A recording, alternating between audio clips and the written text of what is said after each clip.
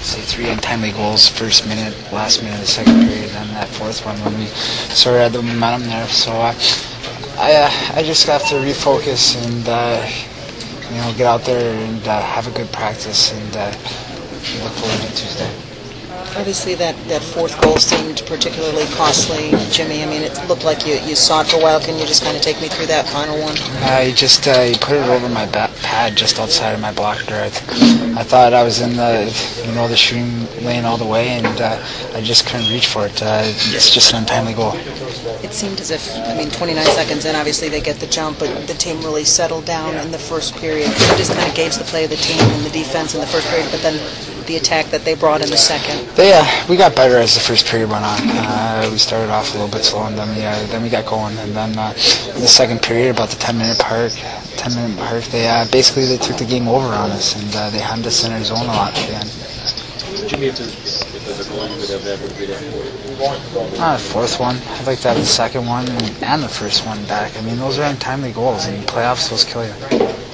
How do you make sure that this doesn't impact your confidence as a rookie goalie? Forget about it. Just simple as that. I got to forget about it, and I have to put forth a better performance Tuesday night. Jimmy, are you finding this any different than the regular season? Because it's definitely faster. The pace definitely out there is a lot quicker than regular season, and I just have to keep battling and remain focused and keep going. Well, like the rest of us, they were a better team for longer today. The neutral zone was an obstacle for us after the first period.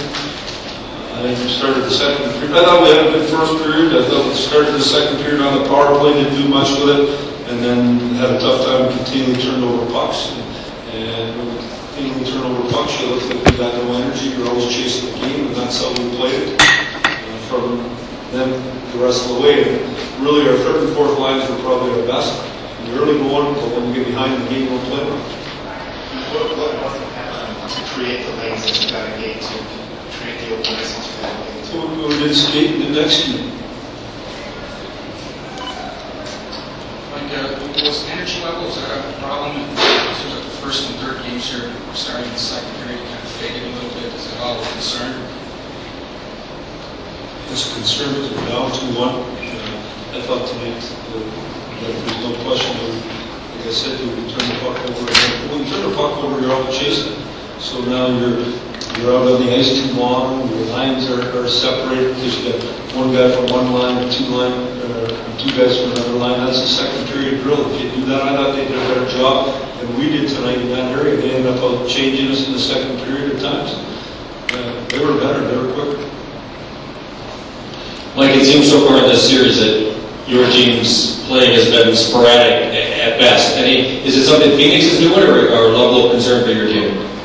Well, I think you can say that, but I thought they were better than us tonight. I didn't think that as much in the other two games at all. And, it's interesting how the perception is from you people is that we're supposed to just crush them, but if I remember correctly, they finished the year with more points than us. They're a good team too. They play the game hard.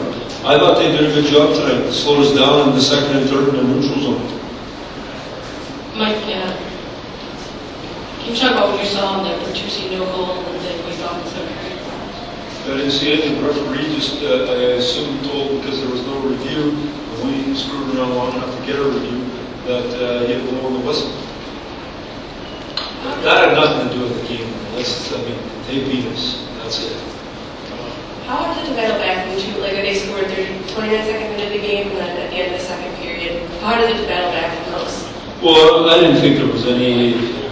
Obviously, you don't want to give up the goals either time. The first few minutes, the last few minutes of periods are critical. And saying all that, though, I didn't think we had any trouble responding to the goal at the start of the first period. I thought we played well in the first period. And I even thought the start of the second, we drew some power plays were going. But to me, the power play opportunity we got at the start of the second, we didn't do anything with, and they took the game over. It's just, I just go through my guys. I go through their shift length and stuff like that. And I look at some of the things that happened here tonight. It's not good enough. You moved Franzen down with Hank for a bit there, and he got a goal. How important is it moving forward that you start getting stuff in the mule that you got toward the end of the season? Well, I think it's important to get good play from everyone, but you know, the great thing about playoff hockey, you're all in it together, and everyone's got to find a way to contribute right through your lineup.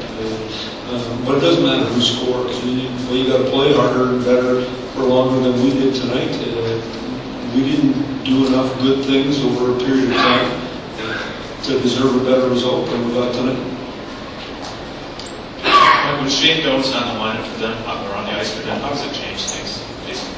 Well, tonight they just got better. I mean, once he left the game, they just got better. They just dug in. I thought the Hansel line, we talked about we got after the second period because we thought they took over the game.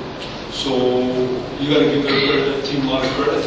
When you look at it, no Fiddler and no Doan tonight, and they had the puck more than we did. Mike, any thought at all about going to Austin? No, never thought about it at all.